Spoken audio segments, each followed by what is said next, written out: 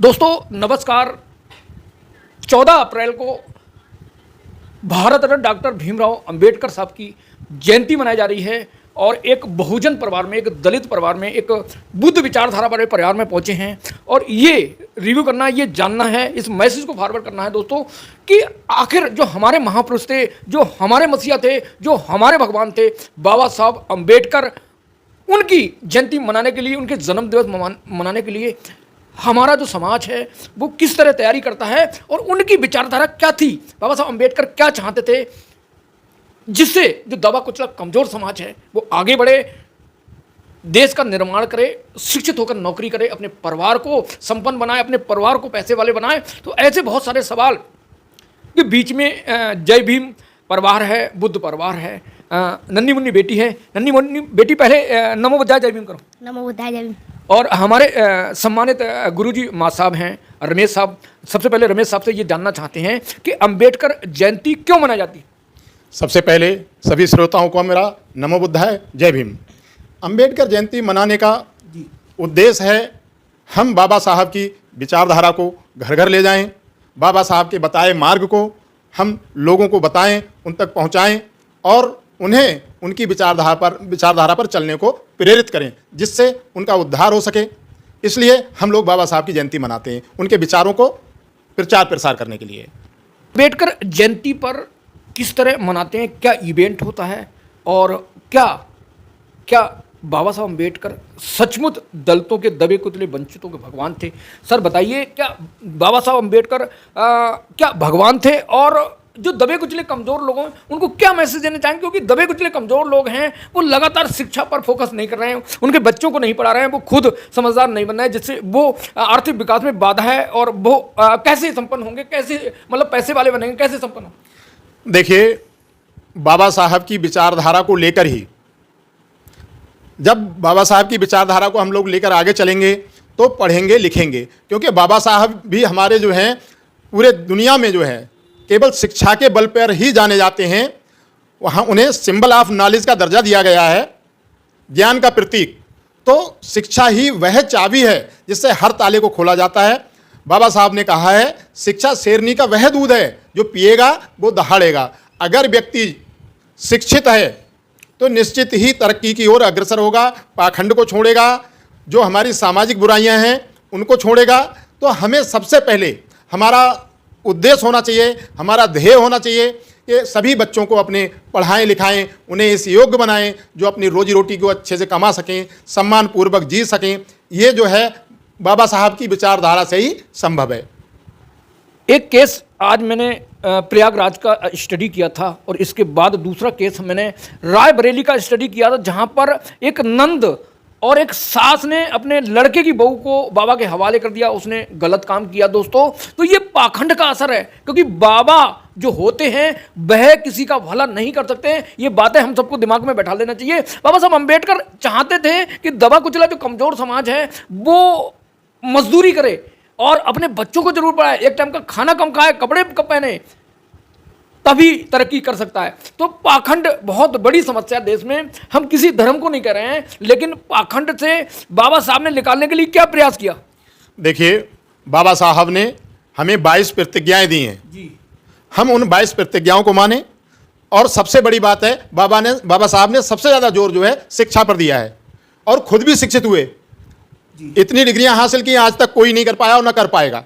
तो सबसे बड़ी बात यह है कि हम शिक्षा की ओर ध्यान दें। जब शिक्षित होंगे तो ये पाखंड और ये जो है स्वतः ही अपने आप ही दूर होने लगेंगे। शिक्षा ही हमारी उन्नति का एकमात्र रास्ता है। बाबा साहब अंबेडकर ने दबे कुचले कमजोर SC OBC को आरक्षण दिया। आज जनरल सवाल, आज जो जनरल समुदाय है वो खुलकर कहता है कि भीख है, आरक्षण नहीं है, ये हमारे हिस्से का कार्य है। तो आरक्षण देने के पीछे SC OBC को बाबा साहब का क्या मतलब ध्येय था, क्या लक्ष्य था, क्या सोच थी। देखिए, आरक्षण जो है सामाजिक जो हमारा स्तर है उसे उठाने के लिए दिया गया है, ना कि आर्थिक रूप से मजबूत करने के लिए। इसमें समानता और समाज में एक जैसा करने के लिए, एक जैसा बनाने के लिए ही आरक्षण दिया गया है, ना कि ये कोई आर्थिक उन्मूलन नहीं है कि, लेकिन जो सामाजिक अन्याय है उसको खत्म करने के लिए आरक्षण दिया गया है।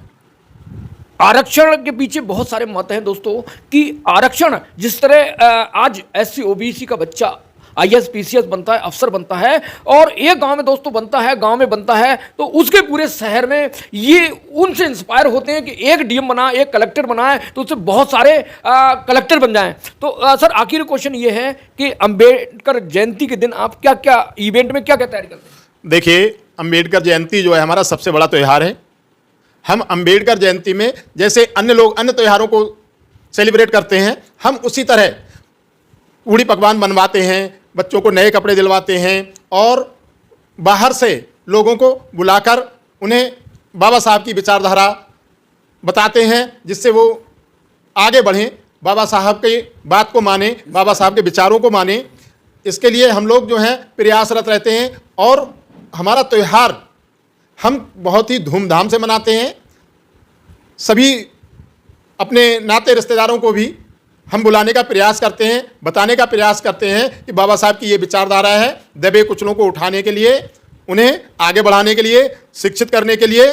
इसलिए हम लोग जो है बाबा साहब की जयंती श्रद्धापूर्वक मनाते हैं। देश में बहुत सारे जगह में जब से भारतीय जनता पार्टी की सरकार आई है, चाहे केंद्र में कह लो, चाहे उत्तर प्रदेश में कह लो, बरेली और इसके पास बदायूं पड़ता है दोस्तों, वहां पर बाबा साहब अंबेडकर की एक नहीं, दो नहीं, 3 बार प्रतिमा को खंडित कर दिया गया। देश से बहुत सारी खबरें आती हैं तो हमें बेहद दुख होता है। तो बाबा साहब अंबेडकर की प्रतिमा को खंडित और उन्हें क्षतिग्रस्त करने वाले जो लोग हैं उनको क्या मैसेज देना चाहेंगे? देखिए, बाबा साहब की प्रतिमाओं से जो पाखंडवादी हैं उन्हें बहुत डर लगता है, क्योंकि अगर बाबा साहब की विचारधारा फैल गई तो फिर उनकी दुकानें बंद हो जाएंगी। बाबा साहब जब जीवित थे तब भी उनके लिए दुख था, आज बाबा साहब की प्रतिमाओं से भी उन्हें उतना ही डर लगता है।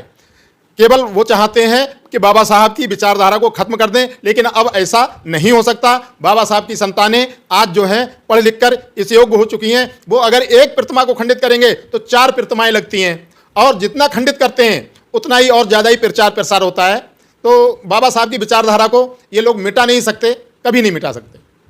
तो जिस रफ्तार से जो पाखंडी लोग हैं बाबा साहब की प्रतिमाओं को खंडित करते हैं, उस पर हम लोगों को ध्यान देने के साथ साथ हमें अपने बच्चों को उनके अंबेडकर साहब की विचारधारा को आगे ले जाना और उस पर चलना, उनकी 22 प्रतिज्ञाओं का अनुसरण करना, बाबा साहब के जो धर्म था बौद्ध धर्म, उसका पंचशील का अनुसरण करना है।